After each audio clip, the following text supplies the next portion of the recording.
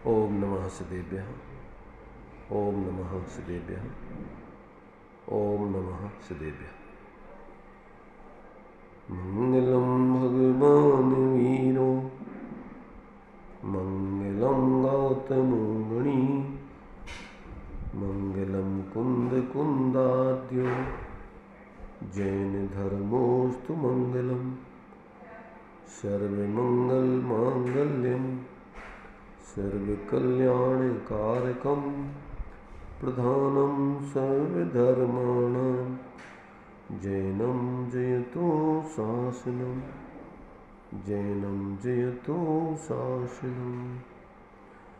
इस भवतरु का मूलयक जानहु मिथ्या भाव ताकू कर निर्मूलय करिए मोक्ष उपाय करिए मोक्ष उपाय।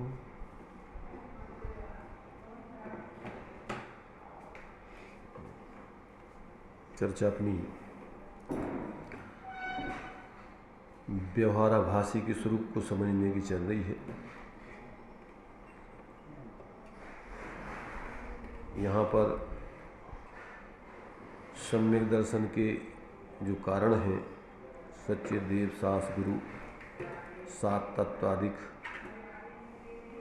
उनका किस प्रकार से वो कारण बनते हैं और किस प्रकार से वो आभास हो जाते हैं, जो सम्यक दर्शन के हेतु थे वो ही वास्तव में मिथ्या दर्शन के पोषण के कारण बन जाते हैं। तो वो कैसे बन जाते हैं इसकी चर्चा अपनी यहाँ चल रही है। अभी यहाँ धर्म बुद्धि से व्यवहार धर्मधारक व्यवहाराभासियों की चर्चा अपन यहाँ ले रहे हैं। इसमें और कोई प्रयोजन नहीं है। वो धर्म बुद्धि से ही ये व्यवहार धर्म को धारण किए हुए जो अपने लिए निमित्त आदि हैं, सहचरभूत व्यवहार है, उसको ही इन्होंने परमार्थ मानकर उनका सही स्वरूप नहीं समझा। तो उसमें कैसे कैसा अन्यथापना या भ्रांति होती है। तो देखिए, जीव अजीव तत्व संबंधी चर्चा अपनी कल हो गई थी। अब यहाँ आश्रव तत्व संबंधी अन्यथापना उसका यहाँ सिद्ध किया जा रहा है।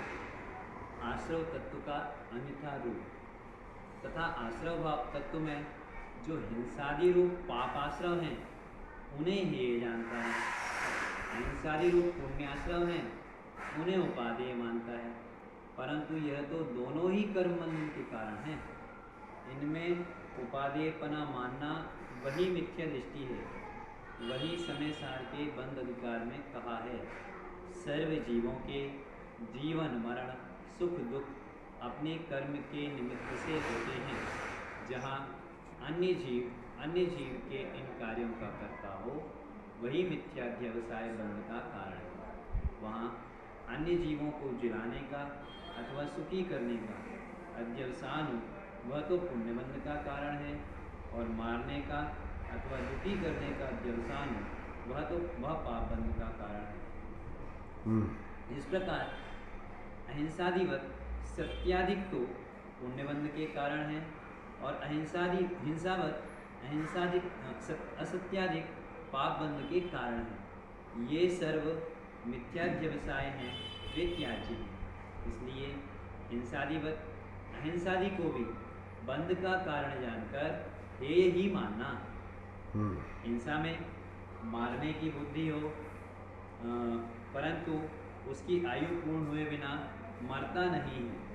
यह अपनी द्वेषभूत परिणति से आप ही पाप मानता है। अहिंसा में रक्षा करने की बुद्धि हो, परंतु उसकी आयु अविशेष हुए बिना वह जीता नहीं है। यह अपनी प्रशस्त राग परिणति से आप ही पुण्य बांधता है। इस प्रकार यह दोनों ही जहाँ वीतराग होकर दृष्टा ज्ञाता रूप प्रवर्ते वहाँ निर्बंध है, सो उपाधि।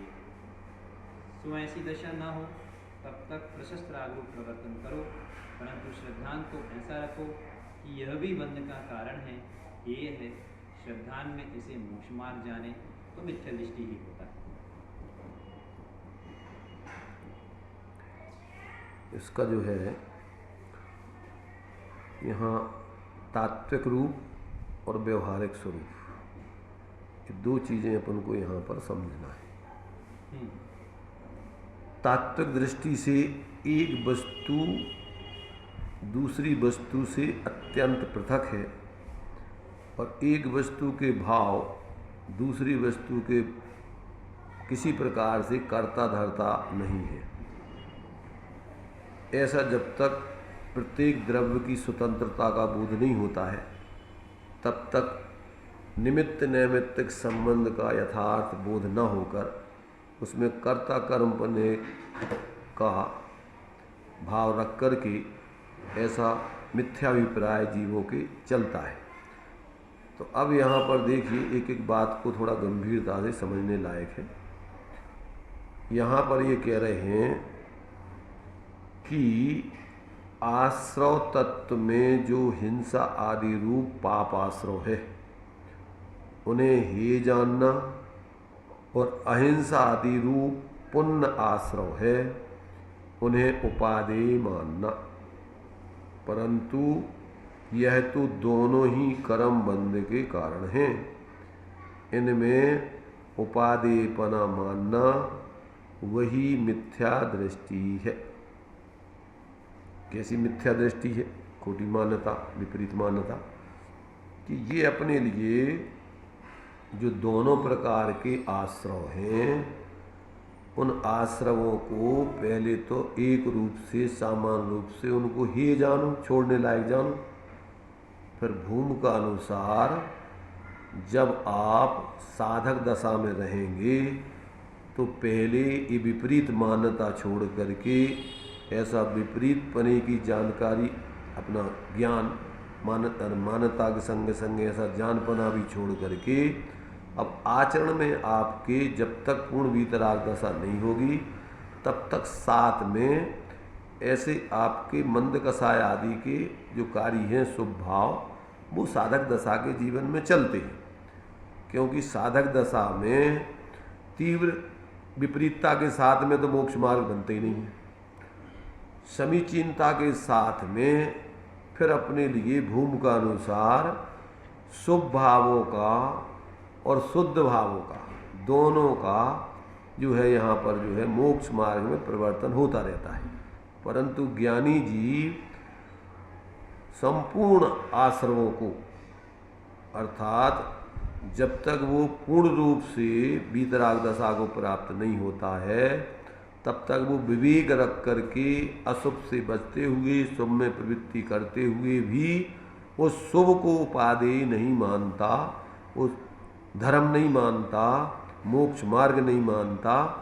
मोक्ष मार्ग के सहचर भाव हैं और वो छूटते हुए नहीं जान करके वो परिस्थिति बसात उसको रखना जरूरी है। ऐसा ज्ञानियों के जीवन में चलता है। अब ये तो क्या है कि ज्ञानियों के जीवन में ऐसा जो संतुलन चलता है, मिथ्या दृष्टि को अंदर के शुद्ध भाव तो दिखाई देते नहीं है। जो अपने स्वरूप के आश्रय से प्रकट होने वाले सम्यक श्रद्धा ज्ञान आचरण रूप स्वाश्रित शुद्ध भाव हैं वो तो दिखते नहीं हैं। साथ में जो रहने वाली प्रवृत्ति है सहचरभूत कसाय के साथ में होने वाली, माने जो जैसे मिथ्या दृष्टि जो जिसको तत्व ज्ञान पूर्वक अपने स्वरूप की अनुभूति प्रतीति पूर्वक अनंतानुबंधी आदि का कसाय का अभाव होकर और सम्यक दर्शन की प्राप्ति हो गई, तो अब उसके जीवन में अभी चूंकि गुणस्थान प्रमाण अन्य कसाय रहेंगे अप्रत्यक्षान आदि, और उसमें उसके जो मिथ्यात्व के साथ में रहते हैं और अनंतानुबंधी के साथ में रहते हैं ऐसे भाव नहीं होंगे। क्योंकि अब वो मिथ्यात्व भी चला गया, अनंतानुबंधी कसाय चली गई, तो तत्संबंधी परिणाम तो होंगे नहीं। अब जो अप्रत्यक्षान की भूमिका में जो भाव होते हैं वो चलेंगे, और वो भाव भी अभी चूंकि वो उस भूमिका में उसका त्याग नहीं हो सकता है, तो अब उसको वो बराबर विवेक पूर्वक प्रवृत्ति करते हुए भी उनमें न तो उपादेय बुद्धि होगी और न उसमें एकत्व बुद्धि होगी। इसकी भेद विज्ञान निरंतर बढ़तेगा। वो अपने स्वभाव से पृथक जानते हुए यथायोग प्रवृत्ति करते हुए उनके अभाव करने के लिए वो जागृत होकर प्रयत्न करता रहेगा। गुणस्थान प्रमाण धीरे धीरे वो स्वाश्रय को बढ़ाकर और अपनी जो कसाय की वृत्ति का अभाव करेगा, और उस कसाय की वृत्ति के अभाव होने से उस कसाय के निमित्त से जो कार्य होते हैं उनका अभाव होगा। इसलिए बाहर में वो सारे जितने भी कार्य हैं वो कसायों के वे सब छूटते जाएंगे। तो उपचार से उन पे आरोप आएगा धर्म का। वास्तव में तो धर्म तो आत्मा के स्वाश्रित रूप परिणाम ही है, न तो पर का त्याग ग्रहण धर्म है और न साथ में रहने वाली कसाय धर्म है। अब ये विवेकियों को अंतर में भेद विज्ञान होकर के और अंदर का जो है अपना स्वास्थ्य रूप परिणमन ज्ञान में ज्ञात होता है, उसका निराकुलता इंद्रियानंद आदि भोगते हुए चलता है, तो वो तो समझता है। पर बाह्य स्थूल बुद्धि वाले मिथ्या दृष्टियों को उसके बाह्य साथ में रहने वाले कसाय और बाहर के त्याग ग्रहण के परिणाम तो दिखते हैं, और वो उसको धर्म मान करके और उसको ही ग्रहण करता है बुद्धिपूर्वक। तो ये उसका क्या हो गया कि वास्तव में उसका व्यवहार का मिथ्यापना हो गया, आभास। ज्ञानियों के जीवन में जो व्यवहार रहता है, ज्ञानी उसे उपादेय नहीं जानते, ज्ञानी उस त्याग ग्रहण को अपना स्वरूप नहीं जानते, अपने से भिन्न जानते। साथ में रहने वाली कसाय को भी अपना स्वरूप नहीं जानते, हो रहे हैं अपनी परिणति में कमजोरी से, और उनके त्याग करने के लिए बराबर वो जागृत रहते हैं। पर अभी जब तक वो भूमिका वैसी नहीं हुई तब तक उसकी प्रवृत्ति में विवेक रखते हुए प्रवृत्ति करते, पर उसमें धर्म बुद्धि नहीं होती, एकत्व बुद्धि नहीं होती। ऐसा ज्ञानियों के जीवन में बराबर संतुलन चलता है। मिथ्या दृष्टि को इसका कोई बोध नहीं है, इसलिए वो बाहर में देखो पूर्वचर व्यवहार में कदाचित अपन उपदेश में कहेंगे सच्चे देव सास गुरु का भैया जाओ सानिध्य करो, उपदेश सुनो। धर्म करने के लिए पहले क्या कहा जाएगा? जिन निमित्तों से आपके लिए सत्य का बोध हो, धर्म का स्वरूप समझ में आए, तो वो उसको ग्रहण करने की बात कही जाएगी। परंतु मात्र उनको ग्रहण कर लेना ही, मात्र उनके पास चले जाना, उनको मानते रहना ही धर्म नहीं है। ये जब तक व्यक्ति को बोध नहीं होता है तब तक उसके जीवन में ऐसी भ्रांति कि हम तो सच्चे देव सास गुरु को मानते हैं, उनकी पूजा भक्ति करते हैं, उनके लिए जो कुछ भी और व्यवहार में करने सहचरभूत होता है वो करते हैं। तो वो करते हो तो वो धर्म थोड़ी है, वो तो तुम्हारी एक प्रकार से व्यवहार में अपन एक उपकार बुद्धि से उसके प्रति कृतज्ञता कहो, ऐसा ही भाव आएगा उस भूमिका में। इनके निमित्त से अपन को जो धर्म का स्वरूप समझ में आया है तो उनके प्रति बहुमान आएगा, और बहुमान को वो जानेगा कि ये भूमिका अनुसार स्वभाव है, पर वो धर्म बुद्धि, उसमें धर्म बुद्धि नहीं होगी।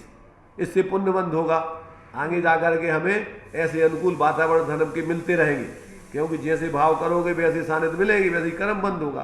तो जब ज्ञानियों के प्रति बहुमान होगा, मोक्ष मार्ग के साधनों के प्रति तुम्हें बहुमान होगा, तो अभी जब तक पूर्ण वितराग दशा नहीं होगी वैसे ही आश्रय बंद होगा, आगे जाकर के तुम ऐसे स्थानों में जन्म होगा कि वहाँ जाके तुम अपनी आत्मा आराधना करोगे, वहाँ उलझोगे नहीं।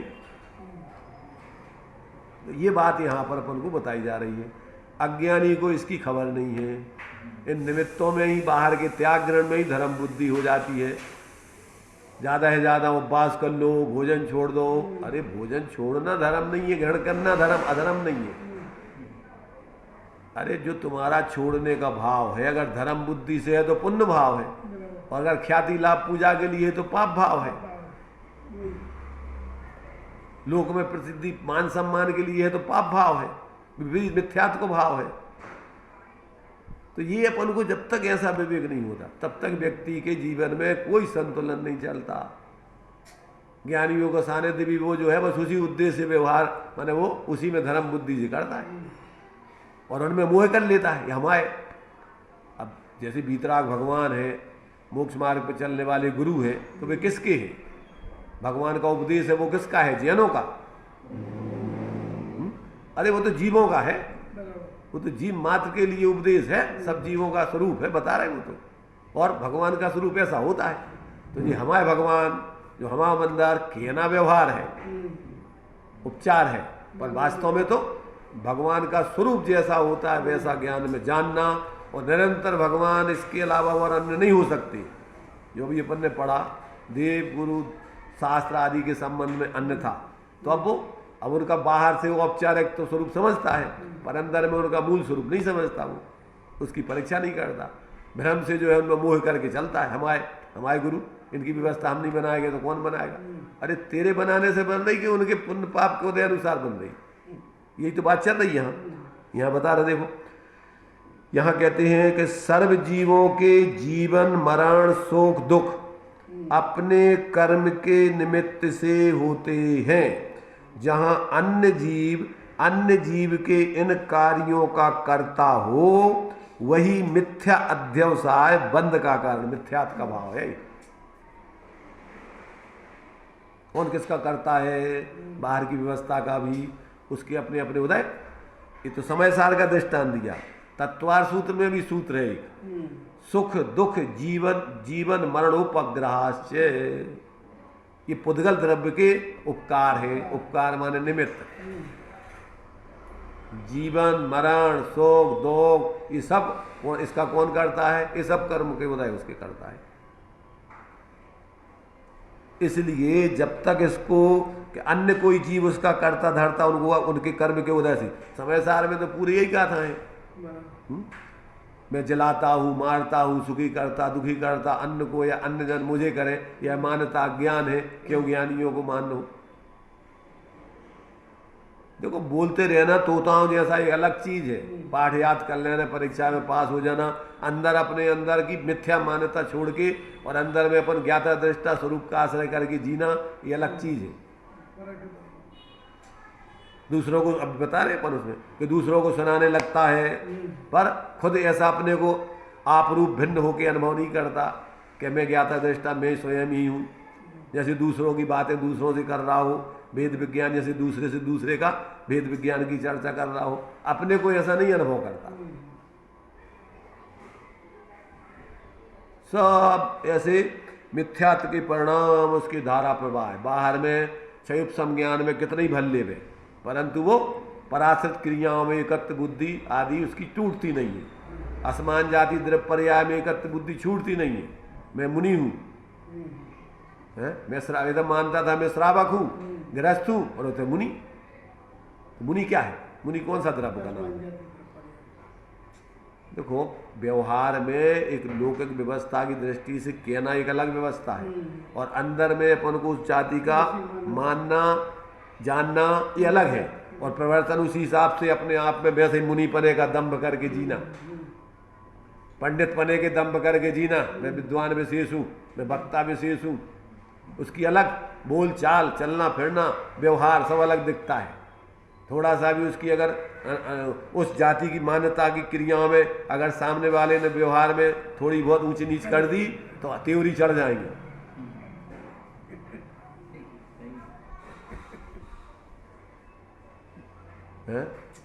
उसमें दिया टोडरमल जी ने कि ढोरों जैसे हाँकते हैं बेचारे जीवों को, भोले जीवों को।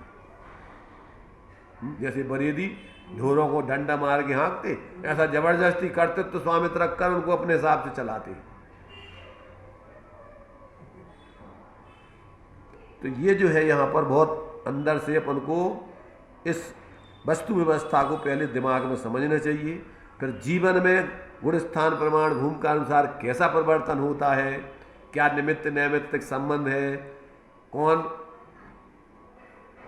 भाव निमित्त है कौन नैमित्तिक है, जीव पर कर्म के निमित्त आदि से पर के निमित्त आदि से जीव के कौन से भाव हो रहे, जीव के निमित्त से पुद्गल आदि कर्मों के कैसे परिणमन हो रहा है, तो उसके भाव अलग है, उसके अलग है। अब ये जब तक स्वतंत्र रूप से नहीं समझे, संसार में ऐसा निमित्त नैमित्तिक संबंध बहुत चलते हैं। माता पिता, पुत्र पति पत्नी, भाई बहन, क्या है ये सब प्राणों में ठसे रहते हैं, पूरे मोह से पूरा परिकर अपना मान करके सारा व्यवहार चलता है। ये हमारे बच्चे, जो हमारा परिवार, ये हमारी पत्नी, प्राणों में से एक समय को भी नहीं निकलता है कि ये स्वतंत्र द्रव्य है, असमान जाति द्रव्य पर्याय है, इस शरीर पुद्गलों का ढेर है, और अंदर में अमूर्तिक प्रदेशों का पुंज, ज्ञानादि गुणों की धारी, ऐसी अनादि निरंतर चैतन्य वस्तु ये अलग है।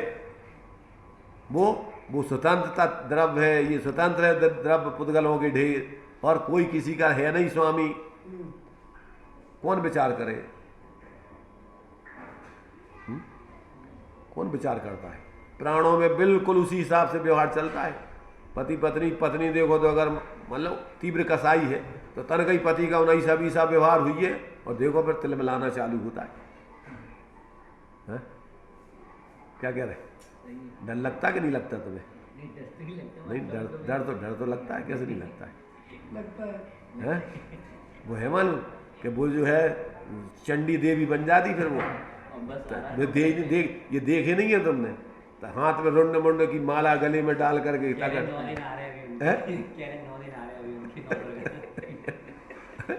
तो अब ये भगवान के रूप है, बताओ तुम। जो स्त्रियों का रूप बता रहे हैं, उनकी पूजा होती है ऐसी स्त्रियों की। जब तक जो है देखो भाई वस्तु स्वरूप का ज्ञान नहीं हो, कितना प्रकार कैसे कैसे मिथ्यात्व के भाव, और 24 घंटे अपना उन्हीं में रहना है, और सारा दिमाग में अपना वो बोझा भरा रहता है। तो ये बता रहे कि भैया जब तक तुम पहले वस्तु स्वतंत्रता का है, किसी का अंश किसी में नहीं मिलाना, पहले तो दो द्रव्यों का दो टूक निर्णय होने चाहिए। क्या? एक वस्तु दूसरी वस्तु से सर्वथा भिन्न है। नास्ति सर्वेपि संबंधा आत्म तत्व पर द्रव्यो,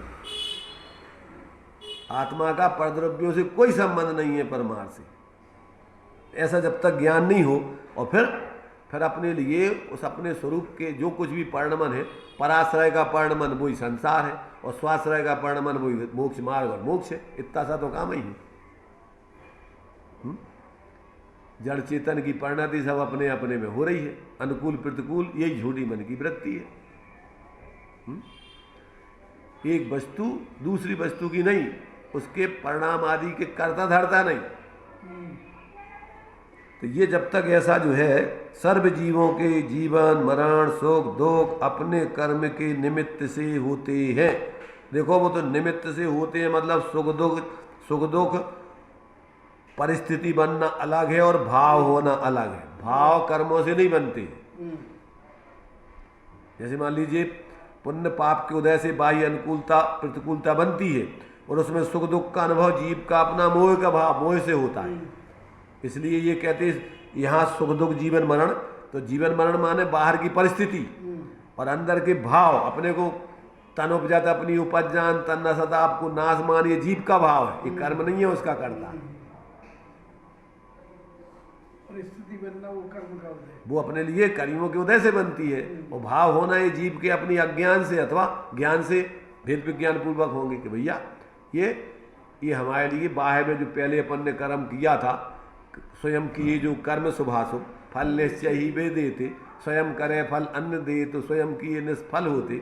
अपने कर्म सिवाय जीव को कोई न फल देता कुछ भी। बाह्य परिस्थितियां सब कर्म के उदय अनुसार बनती हैं, और अंदर की भी घातीय कर्मों के उदय अनुसार अपनी अंदर की परिस्थिति में भी निमित्त नैमित्तिक संबंध है। मिथ्यात्व के भावों का कर्ता आत्मा स्वभाव द्रव्य स्वभाव से नहीं है, और कर्म भी नहीं है। ये बीच में तुम्हारे से ये बीच में जीव की पर्याय में मूढ़ता खड़ी होती है। इसलिए क्या है, इसलिए भेद विज्ञान कराने के लिए इसको कर्म के खाते में डाल देते, स्वभाव का बोध कराने के लिए, और वस्तु स्वरूप समझाने के लिए आत्मा ही इसका करता है, पर्यार्थिक नय से। द्रव्यार्थिक नय से आत्मा इसका करता नहीं है। अब तुम सर्वथा या तो पर कोई करता मान लो, या अपने कोई करता स्वभाव से ही मान लो, तो अब तुम्हारा कल्याण कैसे होगी? या तो करते ही मानता है, फिर अकर्ता नहीं तो अकर्ता मानता है। बहुत संतुलन की जरूरत है भाई।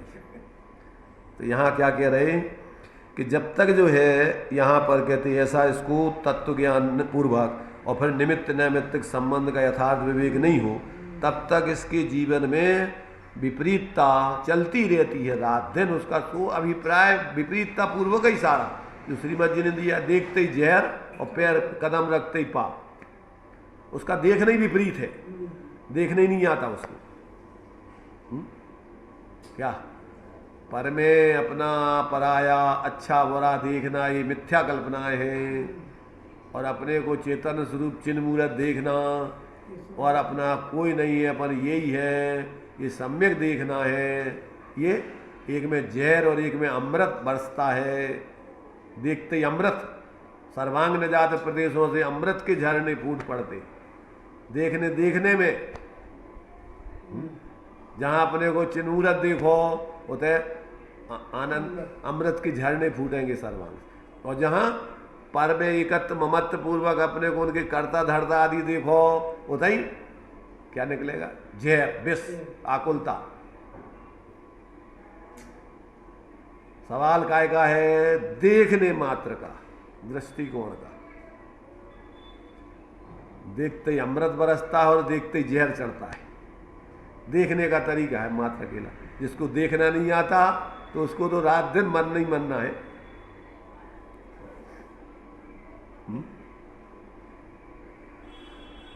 तो देखो यहां पर क्या कह रहे हैं कि भाई जहां अन्य जीवों के इन कार्यों के कर्ता हो वही मिथ्या व्यवसाय है, मिथ्या व्यवसाय है, मिथ्या भाव है, वही बंध के कारण है।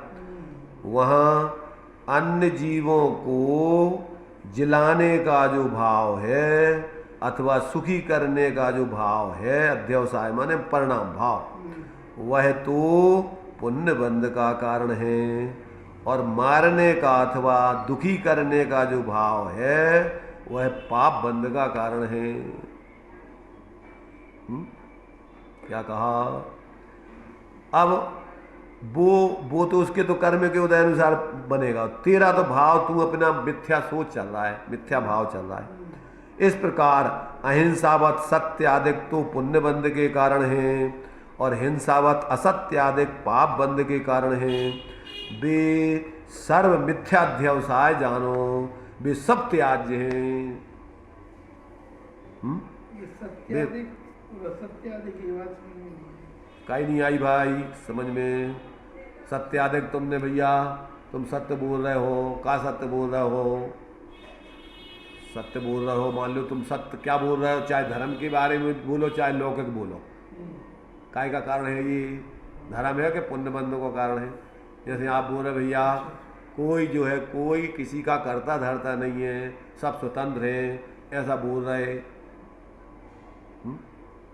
तो पुण्य बंधु को कारण है कि धर्म है कि पाप बंधु को कारण है? और असत्य बोल रहे जो जैसा नहीं है भैया जी हमारे जो हमारा मकान है जो परिवार, बोलना अकेला मात्र नहीं, मान भी रहे ऐसा और बोल भी रहे।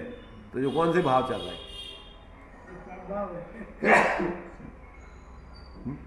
आ रहा समझ में कि नहीं? आ रहा कभी समझ नहीं उनका। थोड़ा बहुत का बुद्धि लगाओगे पूरा आने चाहिए, थोड़े बहुत से काम नहीं चलेगा। मिथ्यात्व का एक कह रहे हैं कि सूक्ष्म कीटाणु रह जाएगा तो भी अनंत संसार चलेगा। जैसे तुम्हारे वो काय का जो बीमारी में एक कीटाणु रह जाए उसका कैंसर का पूरा को पूरे जो को तो कैंसर रहता है। सूक्ष्म मिथ्यात्व वेरी का अंश भी बुरा है, पूरा अंश पूरे जड़ मूल से नाश करना है। आत्मा का कैंसर है ये। थोड़ा बहुत समझ में आ रहा हो तो बहुत बड़ा मोटा मिथ्यात चल रहा हूँ मैं। जो कहोगे थोड़ा बहुत नहीं आ रहा हो समझ में तो सूक्ष्म मिथ्यात है, और थोड़ा बहुत समझ में आ रहा हो तो पूरा मिथ्यात चल रहा फिर।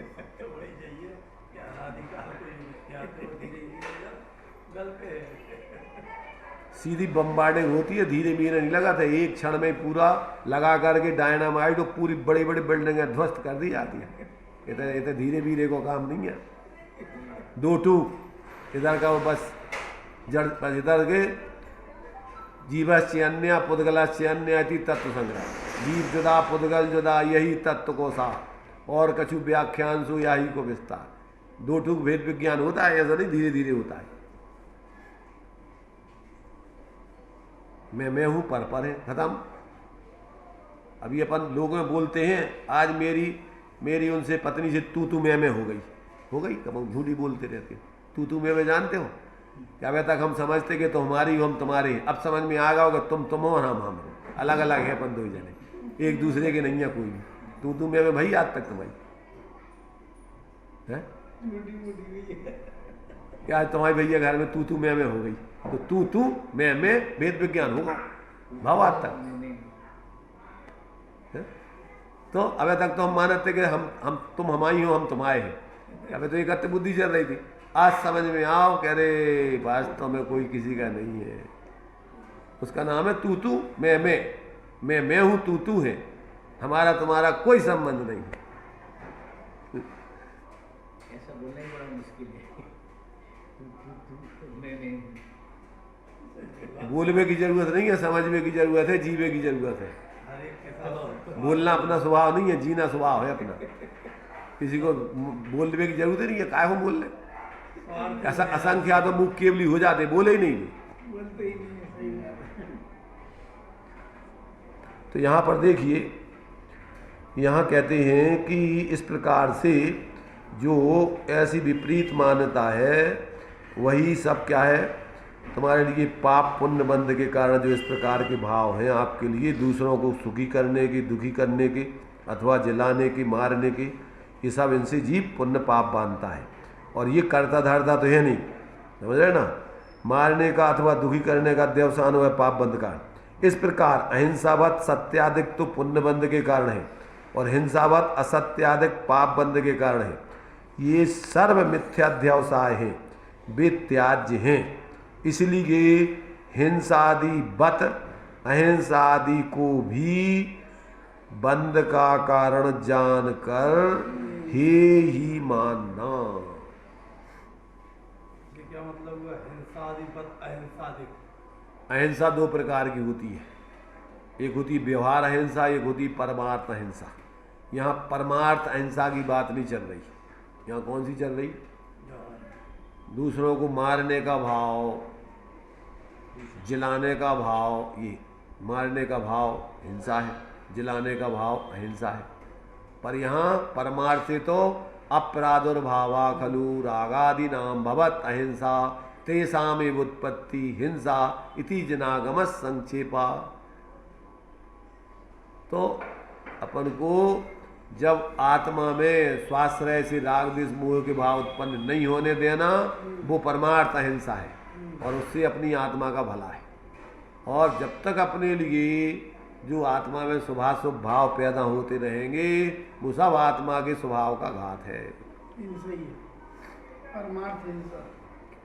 अब ये बात अलग है कि प्रारंभिक भूमिका में आपको पहले सत्य समझने के लिए जो शुभ भाव होते हैं वे भले ही आपको अभी पुण्य बंध के कारण है, पर वे पुण्य बंध के लिए नहीं किए जा रहे हैं, वे तो धर्म के लिए समझने के लिए किए जा रहे हैं। इसलिए पूर्व भूमिका में वे उपयोगी हैं।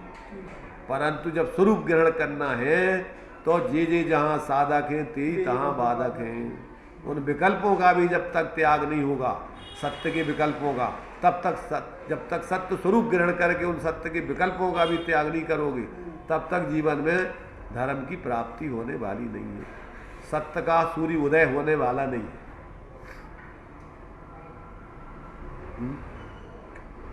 पहले तो सम्यक विचारों से मिथ्या विचारों को निरसन करो, फिर सम्यक स्वरूप के आश्रय से सम्यक विचारों का भी क्रम से अभाव करके और निर्विकल्प वीतराग दशा को प्राप्त करो। तो ये पूर्व में आपके लिए ये उपयोगी है वस्तु स्वरूप समझने के लिए, पर वस्तु स्वरूप ग्रहण करने के लिए यही अपने लिए बाधक हो जाएंगे। भोजन बनाना है, जब तक अभी बनाया नहीं है तो पूरी जानकारी करना, क्या बनाना, कितना बनाना, क्या कैसा बनाना, और जब बन चुके तो अब ये विकल्प छोड़ के खाना जरूरी है।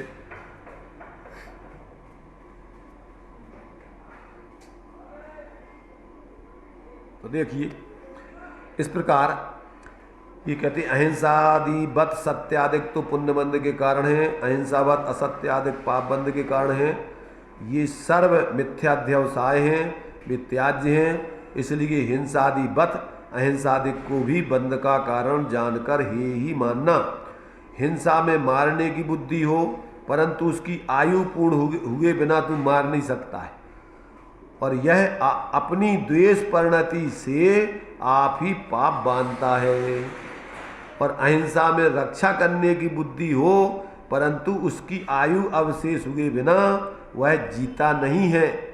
यह अपनी प्रशस्त राग परिणति से आप ही पुण्य बांधता है। इस प्रकार यह दोनों हे है परमार्थ से। जहाँ वीतराग होकर दृष्टा ज्ञाता रूप प्रवर्ते वहाँ निर्बंध है, वही उपादेय है परमार्थ से अपने लिए। सो अब उसमें आपके लिए सिग्नल है, रेड सिग्नल। सो ऐसी दशा जब तक ना हो तब तक प्रशस्त राग रूप प्रवर्तन करो, परंतु सिद्धांत तो ऐसा रखो कि यह भी बंध का कारण ही है। सिद्धांत में इसे मोक्ष मार्ग जाने तो मिथ्या दृष्टि ही होता है।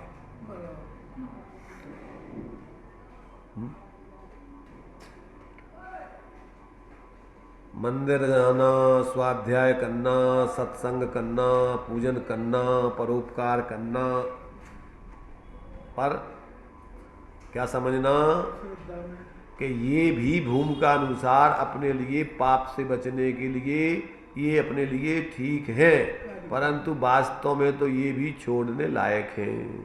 स्वास्थ्य से मतलब क्या हुआ? यही है। अच्छे भाव, शुभ भाव,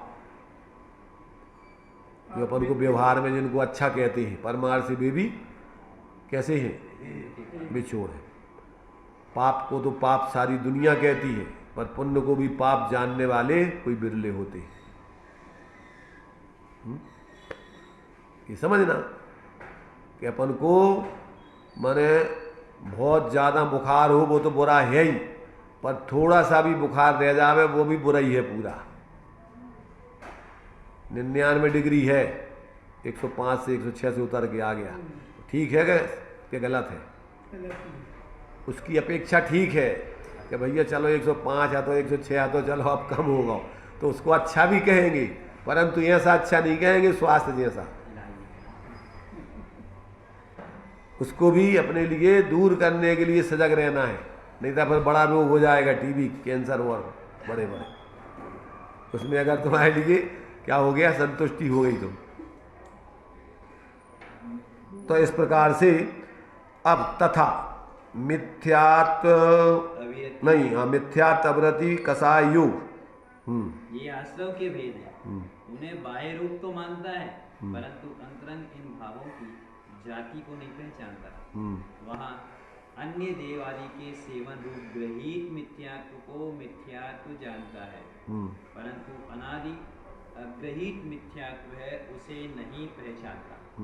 तथा बाह्य स्थावर की हिंसा तथा इंद्रिय मन के विषयों में प्रवृत्ति उसको अविरति जानता है।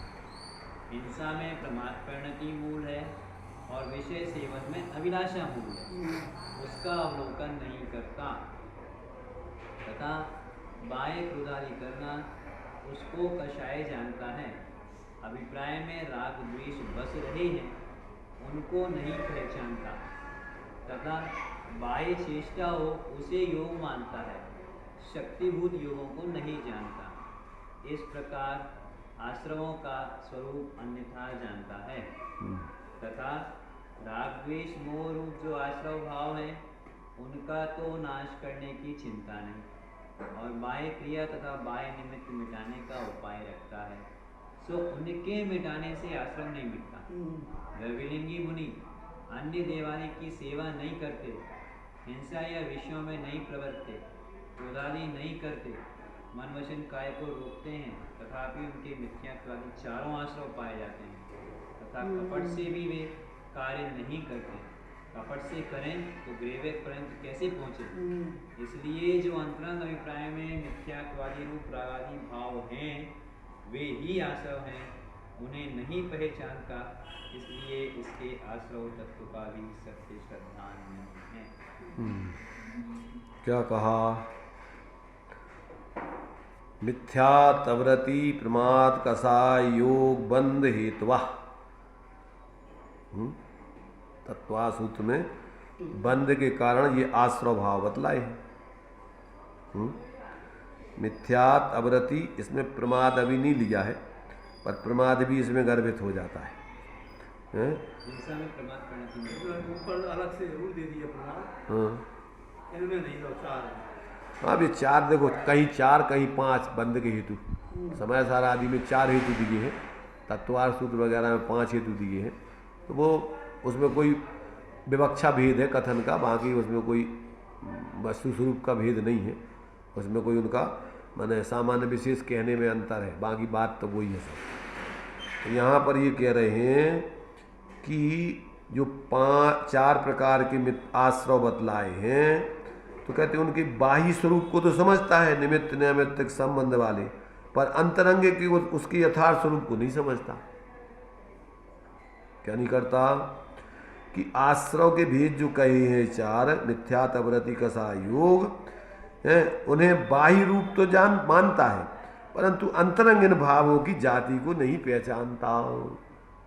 मैंने इनके निमित्त से जो बाह्य में प्रवृत्तियां आदि होती हैं उनको तो आश्रव जानता है, परंतु अंतरंग में इसके जो भाव स्वरूप है उसको नहीं पहचानता।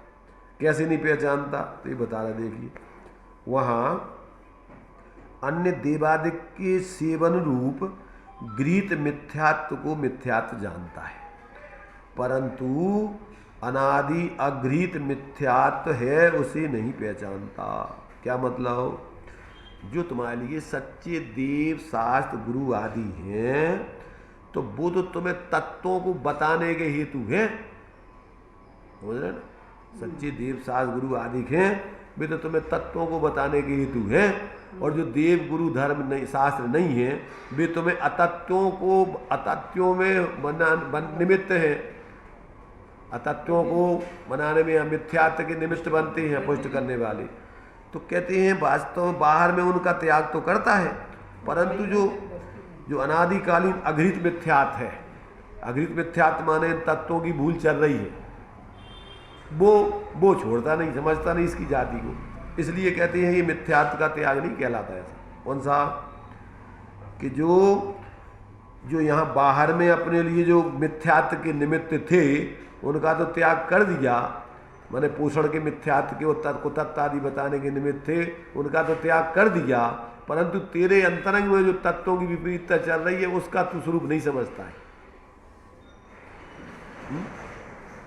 तो ऐसा जो है कहते हैं ये इसने कहते हैं ये वो तो तेरा बाहर का त्याग होने से इधर दिया, जैसे कि मुनिराज को जो है द्रवलिंगी मुनि के इन 4 में से बाहर में कुछ नहीं दिखते। क्या नहीं दिखते, ना तो गुरु को देव आदि का सेवन दिखता है, ना को शास्त्र आदि का सेवन दिखता है, ना बाहर में 5 पापों में प्रवृत्ति दिखती है, ना हिंसा आदि में 5 इंद्रियों के विषय आदि में प्रवृत्ति दिखती है, ना बाहर में कसाय करते हुए दिखते हैं, और मन वचन काय की भी वो ध्यान आदि माध्यम से एकाग्रता करते हैं। फिर भी कहते हैं उनके बिना मिथ्यात्व के अभाव के कहते हैं 4 प्रकार के आश्रव पूरे चल रहे हैं, एक का भी संबंध नहीं हुआ। तो जब तक इसका मूल स्वरूप नहीं समझोगे और मूल स्वरूप का अभाव नहीं करोगे, तब तक कहते इन आश्रमों का एक का भी अभाव नहीं होता है। अब इसका थोड़ा अपन खुलासा करने की ज़रूरत है, एक एक को अपन थोड़ा शांति से समझेंगे। अभी तो अपन यहीं विराम लेते हैं। चलिए।